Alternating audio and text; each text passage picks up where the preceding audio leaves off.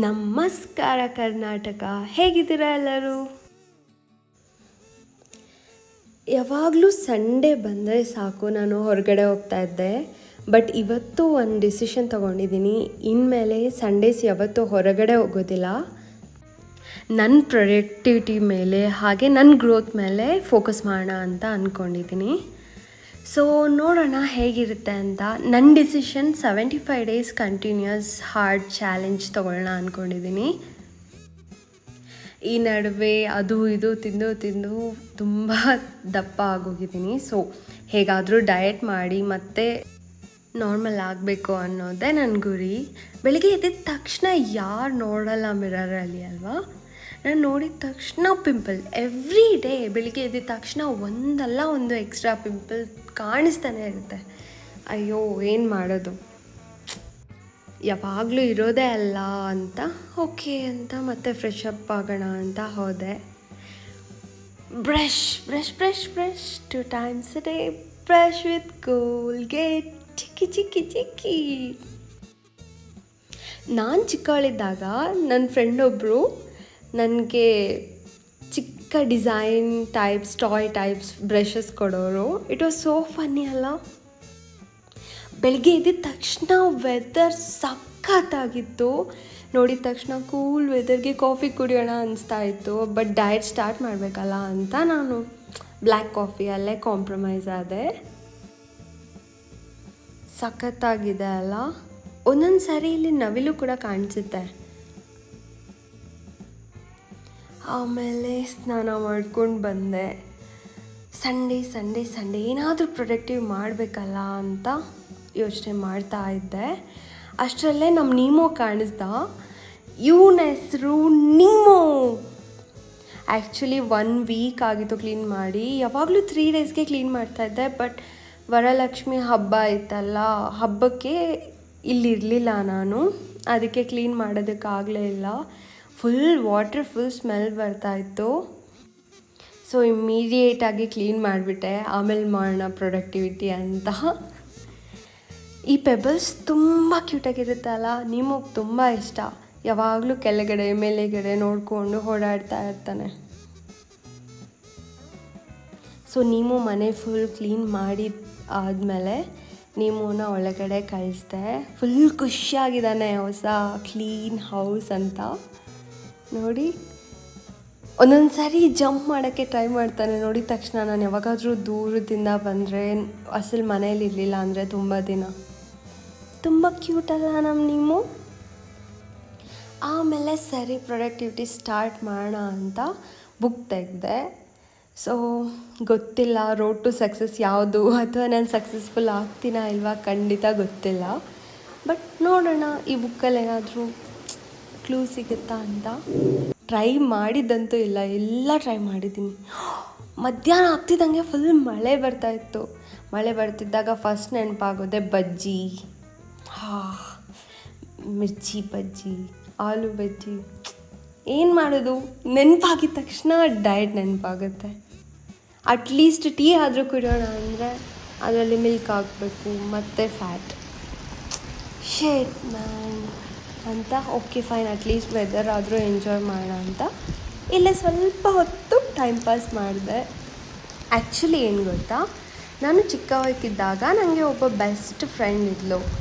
ಅವಳಿಗೂ ನನಗೂ ಸ್ವಲ್ಪ ಜಗಳ ಆಗಿತ್ತು. ಜಗಳ ಏನಕ್ಕಾಗಿದೆ ಅಂತ ಕೂಡ ನೆನಪಿಲ್ಲ ನನಗೀಗ. ಬಟ್ ಅವಳು ನನ್ನ ಹತ್ರ ಸರಿಯಾಗಿ ಮಾತಾಡ್ತಾ ಇರಲಿಲ್ಲ. ಸೊ ಹೇಗಾದರೂ ಮಾತಾಡಿಸ್ಬೇಕು ಅಂತ ಅವಳಿಗೋಸ್ಕರ ನಾನು ಒಂದು ಕವನ ಬರೆದಿದ್ದೆ.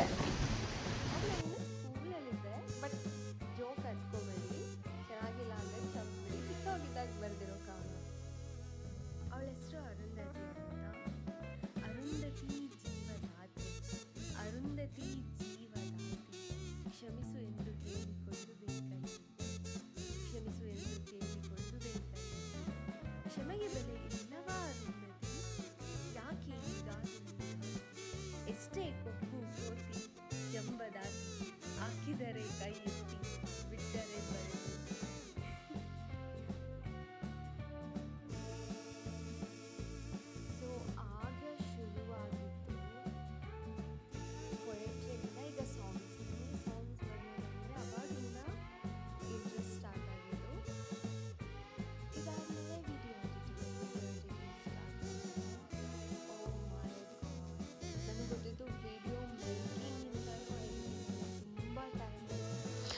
ಅನ್ಕೊತೀವಿ ಅದ್ರಲ್ಲೇನಿದೆ ಎಷ್ಟೊತ್ತು ಎಡಿಟ್ ಮಾಡೋದು ಈಸಿ ಅಲ್ವಾ ಅಂತ. But even easy videos, daily vlogs ಥರ ವೀಡಿಯೋಸ್ ಎಡಿಟ್ ಮಾಡೋದಕ್ಕೂ ತುಂಬ ಟೈಮ್ ಆಯಿತು ನನಗೆ. ಯಾಕೆ ಅಂತ ಗೊತ್ತಿಲ್ಲ. ಮೇ ಬಿ ನಂಗೆ ಅಷ್ಟೊಂದು ಎಕ್ಸ್ಪೀರಿಯನ್ಸ್ ಇಲ್ಲ ಎಡಿಟ್ ಮಾಡೋದ್ರಲ್ಲಿ. ಬಟ್ ನೋಡೋಣ, ಅಟ್ಲೀಸ್ಟ್ ಎಷ್ಟು ಸ್ವಲ್ಪ ಆದರೂ ವ್ಯೂಸ್ ಬರುತ್ತಾ ಅಂತ ನೋಡೋಣ. ಅಟ್ಲೀಸ್ಟ್ ಕಷ್ಟಪಟ್ಟಿದ್ದಕ್ಕೆ ಫಲಿತವಾಗಿ ಗೊತ್ತಿಲ್ಲ, ನೋಡೋಣ, ಲೆಟ್ಸ್ ಸಿ ಅಷ್ಟೇ ಅಲ್ವಾ. ನಾಳೆಯಿಂದ ನಾನು 75 ಡೇಸ್ ಚಾಲೆಂಜ್ ಎಕ್ಸೆಪ್ಟ್ ಮಾಡ್ತಾ ಇದ್ದೀನಿ. ಆದರೆ ಇವತ್ತಾದರೆ ಎಕ್ಸೆಪ್ಟ್ ಮಾಡಿಲ್ಲ, ಇವತ್ತು ಸುಮ್ಮನೆ ಟ್ರಯಲ್ ವರ್ಷನ್ ಥರ. ಇದು ನನ್ನ first vlog.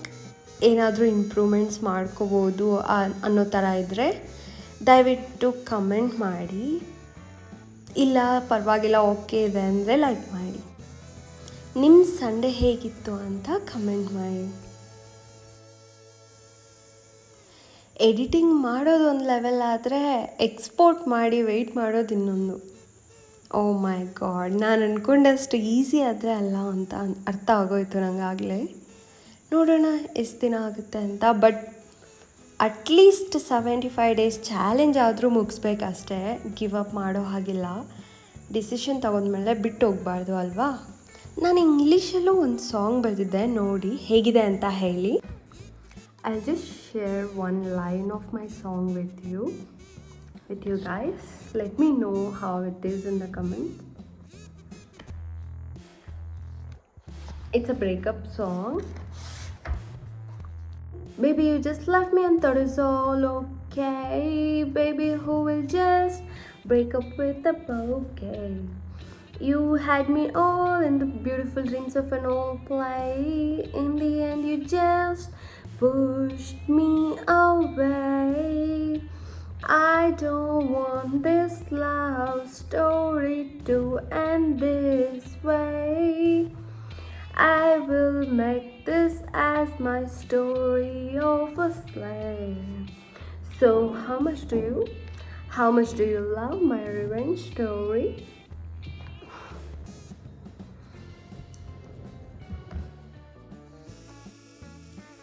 So guys, it's night, time to sleep. So I would like to convey you guys one thing, that from tomorrow for 75 days I'm gonna take up the hard challenge, as in I'll be leaving little harder than how it seems to be, because I have to take up challenging things and I have to concentrate on my life right now. So, and I also have to focus on my body. I keep increasing my weight, so I have to work on that as well.